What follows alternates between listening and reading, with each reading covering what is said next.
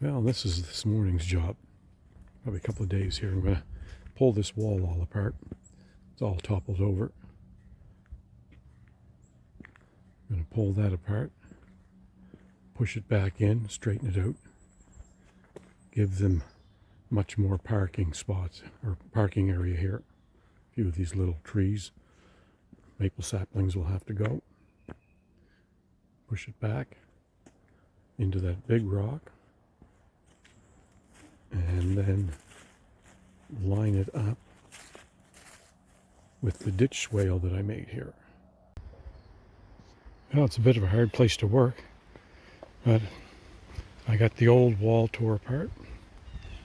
I got the new base layer in as best I could in here. It's a very tight spot. Anyway, a nice base layer in, pretty good bricks. Coming along now with the second layer, and that's going to wrap.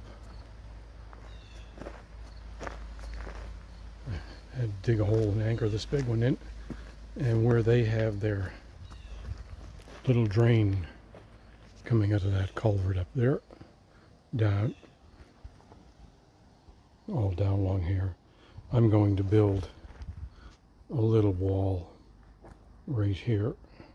Probably stop right about there behind that track, and then this drain will tie in with that swale, and there's a culvert down at the end there that goes across.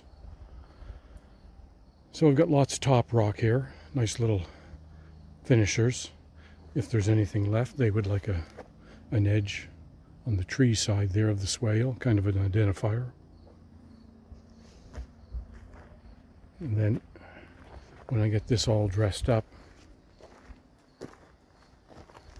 same teeth. I've had this machine now going, starting my third year, same teeth.